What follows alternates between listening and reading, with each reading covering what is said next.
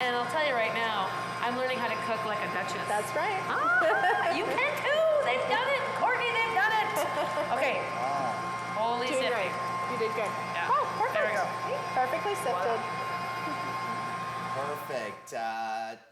You want some? We'll take requests. Yeah, we can get Bridget to bring you some in. That'd be great. Done. This is Dr. Patricia Andrews here to kind of lend a little insight on something that's becoming apparently a more common problem. And this is something that I guess I have some issues occasionally with my feet, but I'm a runner, right? And that's not typically something that a lot of people do. But you're saying that when it comes to feet issues and feet concerns, it's far more prevalent than it typically is. It is.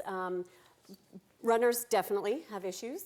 People who are standing on hard surfaces or walking on hard surfaces for long periods of time, and then poor footwear. And that's one of the biggest things. Well, there we go. And of course, footwear this time of year, we've got a plethora of footwear because not only do you wear your standard runners, high heels and whatnot, things of that effect, but then you got the flip-flops and sandals, and then you got Toms as well. Which of those shoes is probably like the one that makes you cringe the most when people use them? I would say the flip-flops. Okay, how come? What is it about flip-flops in particular that makes them such a nuisance? Okay, so flip-flops, first of all, are super, super flat, right? They have no cushioning. The shock absorption is really poor. You have to use, because of the way that the shoe fits on your foot, you're having to use your top muscles a lot more, the intrinsic muscles of the feet, to grip, to keep the shoe on you. So you're developing things like tendinitis and plantar fasciitis and things like that. So it's just all around the worst shoe you could have. Okay, so you mentioned two symptoms or two conditions that people could derive from wearing flip-flops. Right. Are those the two big ones, or what are some of the more common situations or some of the more common conditions people find themselves? Well, if you're wearing flip-flops, more likely you can sprain your ankle, right? If you're not wearing something with a good support or something supporting your heel while you're walking. But the most common is plantar fasciitis. And I think most people have heard of that. Basically, it's little tears that happen on there's a thick tendon or a thick band underneath your foot that helps support your arches. And there are little tears that happen there, and that causes pain. And then it becomes difficult to repair because you're constantly on your feet all day, right? Okay, well then how do orthotics come in to kind of address that issue, to kind of take care of those tears? Yep. So with plantar fasciitis, we find that a lot of times people will lose the arches in their feet. Their feet become a little more flat. And so the arch support from an orthotic will give you, restore a bit of the arch, which is our springboard of our feet, and then also give us shock absorption, which we need to cushion the heel and the ball of the feet as we're walking. So it's very important. Undoubtedly. Yeah. Okay. So, I mean, are we just talking about this sort of orthotics kind of stepping in to help plantar fasciitis as it pertains to this, or does it have a wider reach in terms of how it can really address our foot health? Yep, it has a much wider reach. Not only is it supporting your foot and providing the shock absorption, but it can help reduce strain on the knees and the hips and the lower back. So having orthotics inside of your shoes are beneficial for the whole body.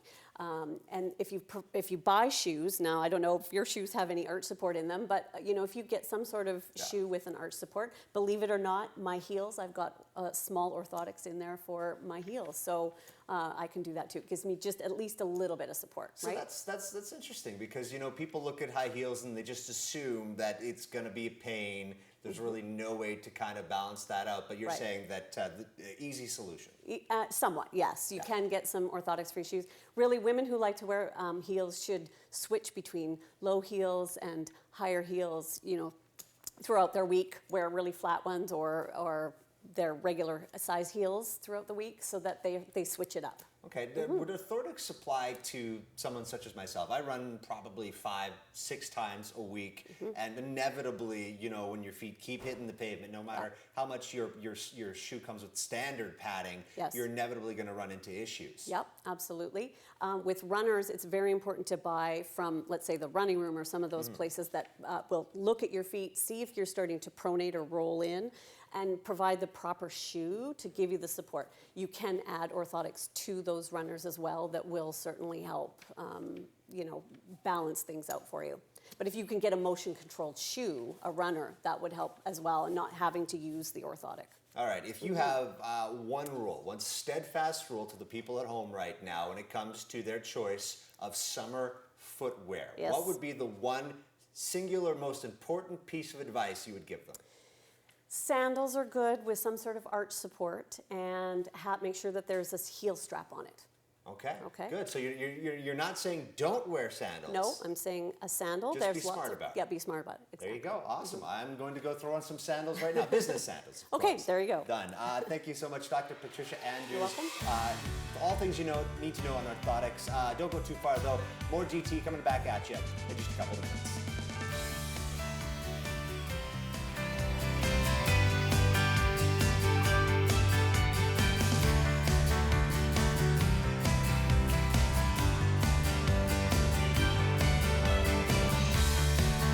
This portion of Dinner Television is brought to you by Alberta's Chiropractors. Feel better, move better, live better.